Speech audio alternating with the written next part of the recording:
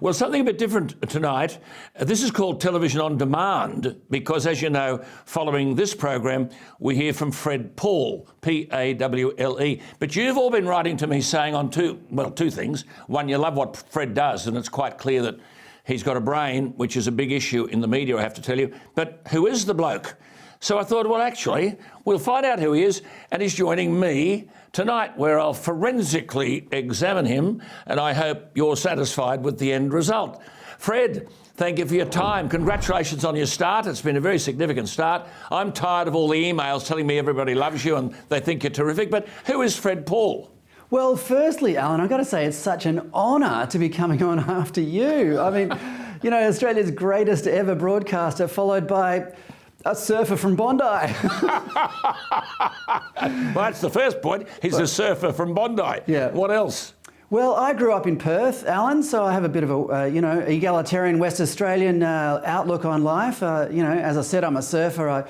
That surfing cost me a lot in my education, I've got to say. Most of what I learned in life happened on the beach, not in classrooms. Nothing wrong with that. Yeah, I actually got kicked out of school as a young bloke, and after a few kind of wayward years, I wound up not drifting, but very deliberately going into journalism, which is a profession I've always loved. Well, you write splendidly, I have to say. You write splendidly.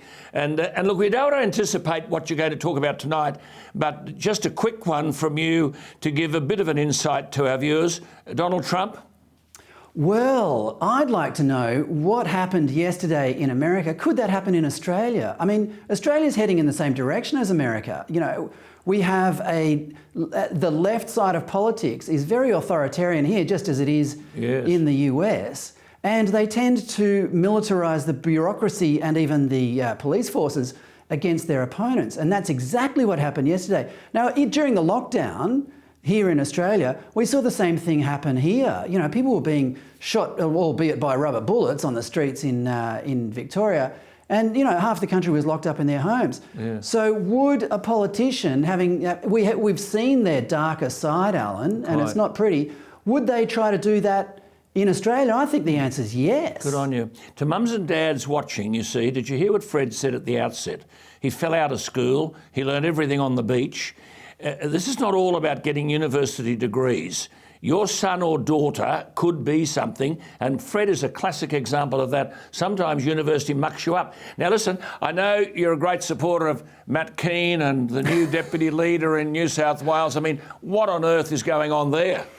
Well, by cuddling up to Matt Keane, Dom Perrottet is doing exactly what Scott Morrison did in the election in May. Yes. Look how that ended. Yes. And the same thing's happening federally, because we've got Anthony Albanese cuddling up to Adam Bandt, and that is pretty much a repeat of what Julia Gillard did with Bob Brown back in 2010.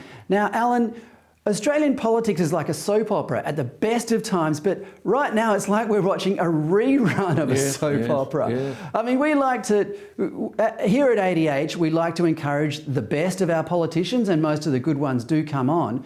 But the thing that worries me most, Alan, is the way the country is changing, both politically and socially. Correct. It's not the larrikin country it used to be. No, we've seen that. We've lost our sense of humour. We have. You're dead right. What do you make of this 43% emissions reduction target, 82% of renewables by, goodness me, 2030? That's only 8 years away. They're kidding. Well, they are kidding, but this legislation also is a vehicle by which you can enforce various aspects. Or go to the courts. Exactly, go to the courts, indeed. So, but Alan, the funny side of this is, what effect will this have on politicians going overseas to attend climate change junkets? Should this 43% of emissions reduction apply to that too? I mean, we've been spending years pointing out the hypocrisy of these politicians. Maybe hitting them with legislation will work.